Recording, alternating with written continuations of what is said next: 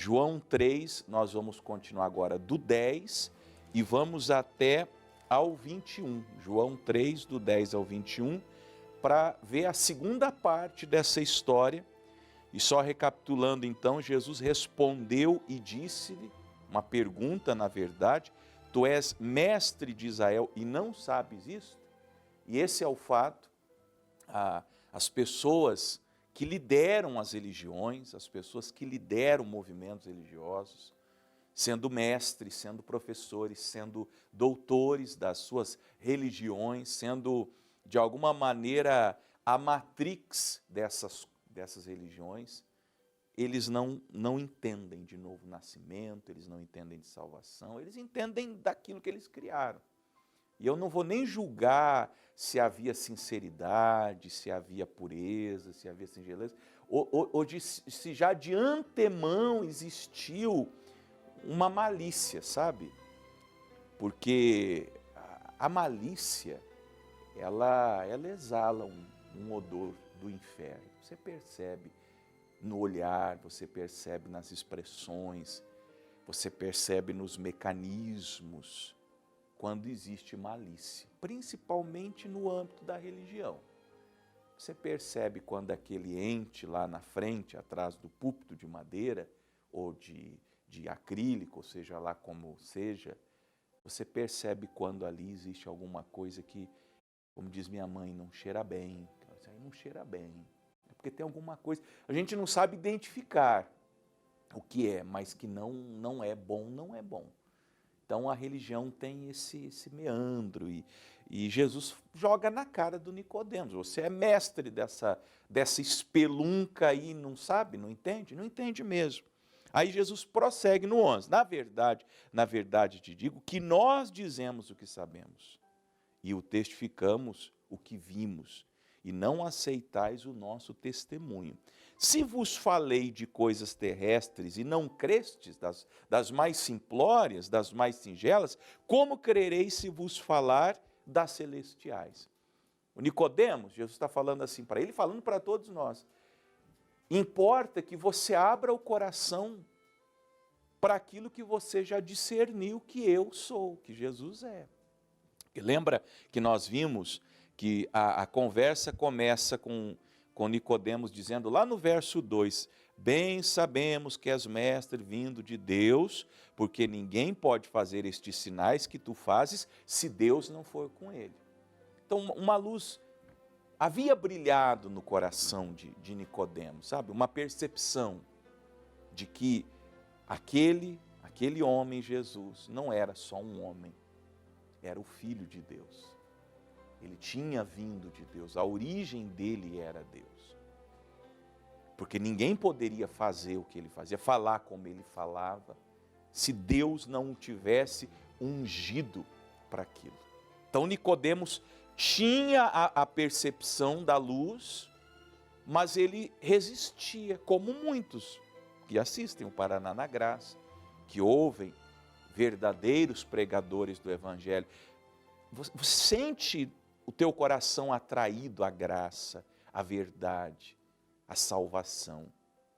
Mas você resiste. E por quê? Porque você ainda está muito apegado à sua religião. Você está apegado aos seus dogmas, você está apegado às liturgias. E eu estou falando, olha, com pessoas da mais alta hierarquia das religiões. Você sabe disso. Você sabe que teu coração entra em conflito quando você lê as Escrituras e olha ao redor. Que é um conflito, essa é a grande verdade. Você, introjetado nessa coisa aí, vamos chamar isso de coisa, vendo, sentindo, participando, vivenciando há muitos anos, como o Nicodemos vivenciava aquele ambiente, aquela atmosfera desde criança. E de repente ele está diante do Filho de Deus, do Evangelho, da graça. O coração dele, a mente dele, a alma dele deve ter entrado num conflito que ele não conseguia nem discernir. Aí Jesus olha para ele e fala assim no 13, ora, para não deixar dúvidas. Ninguém subiu ao céu, senão o que desceu do céu, o Filho do homem que está no céu. E essa é a diferença. Prestem atenção agora, por favor, prestem atenção. Esta é a diferença do Evangelho de Jesus para todas as religiões. É que Jesus veio do céu.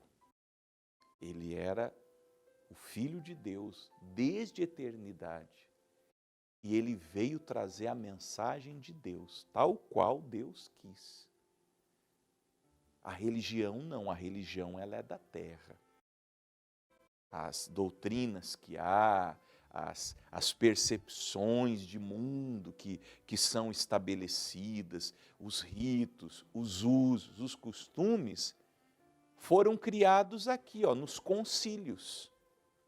Estude os concílios da Igreja Católica, ou da Igreja Protestante, da Igreja Evangélica.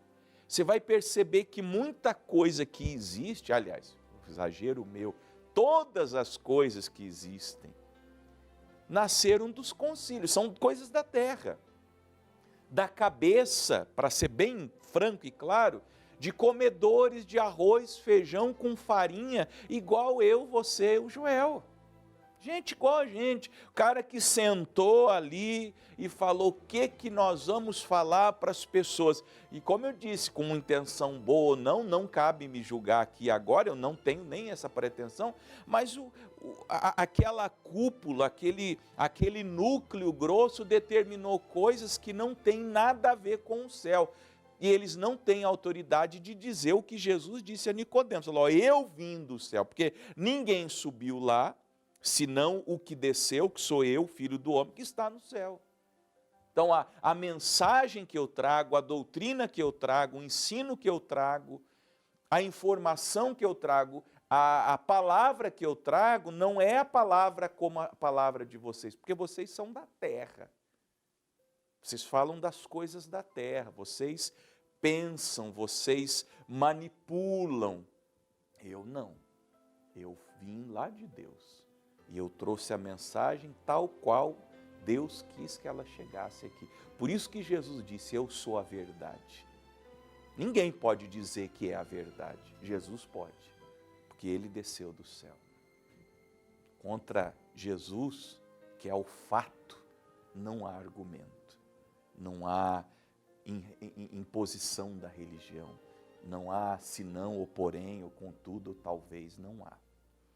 E como Moisés levantou a serpente no deserto, assim importa que o Filho do Homem seja levantado. Quando as pessoas eram picadas pelas serpentes ardentes, eu acho que essa história está lá em Números 21, talvez esteja por ali, depois você confira.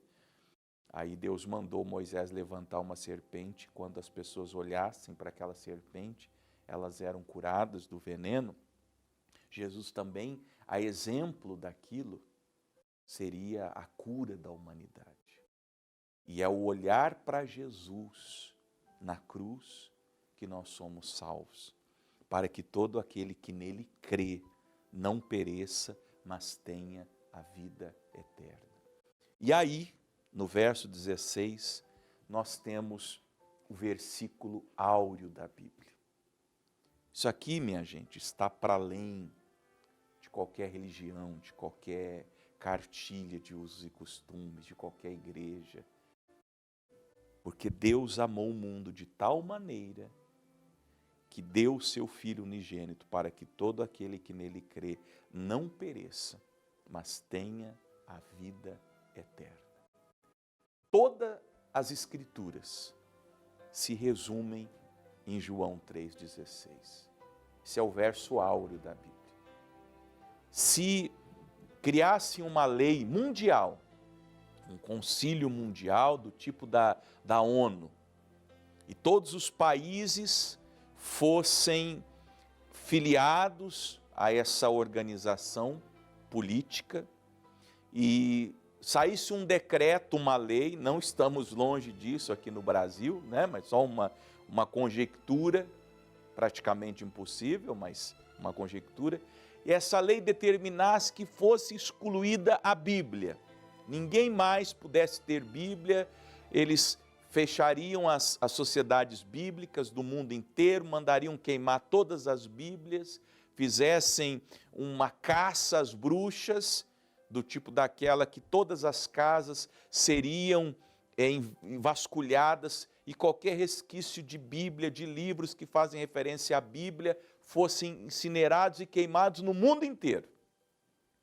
Enquanto houvesse um Filho de Deus nesse mundo, que lembrasse desse texto, porque Deus amou o mundo de tal maneira que deu o seu Filho unigênito, para que todo aquele que nele crê não pereça, mas tenha a vida eterna, então o Evangelho ainda estaria aqui na terra com força, com vitalidade, mesmo se não houvesse nenhuma Bíblia para que nós pudéssemos estudá-la e examiná-la. Por quê, pastor? Porque saber dessa verdade, que Deus me amou, te amou, amou-nos de tal maneira que já enviou o seu Filho. Jesus já veio. E ele veio para que todo aquele que crê nele, à luz das Escrituras, não à luz da religião, crê do jeito que ele quis que fosse crido. Que ele é a nossa justiça, que ele morreu a nossa morte, que ele pagou pelos nossos pecados. Se nós ousássemos crer nele, não pereceríamos, mas teríamos a vida eterna. Eu espero que você entenda isso, porque era isso que Jesus queria que Nicodemos entendesse, porque Deus enviou o seu Filho ao mundo não para que condenasse o mundo, mas para que o mundo fosse salvo por ele. Essa é a mensagem de Jesus aos pecadores. Esta é a mensagem de Jesus aos religiosos, que pensam estar salvos, mas não estão.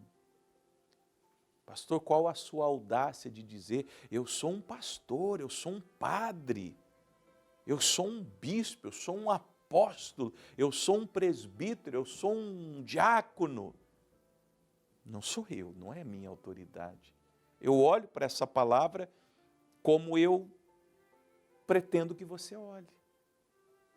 A parte de tudo é só você e Jesus, meu caro colega de ministério ou de humanidade, meu irmão de humanidade, que é o que vocês são, homens e mulheres, no mundo inteiro, a tantos quantos essa pregação chegue.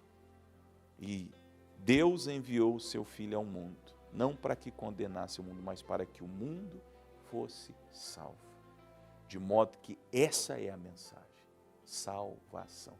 O resto é só o resto. Eu acho que eu continuo essa palavra amanhã. Quem sabe amanhã a gente vai do 18 ao 21 e a nossa produção vai editando e vai postando para que as pessoas continuem aprendendo sobre essa audiência de Nicodemos com Jesus, o sermão do novo nascimento.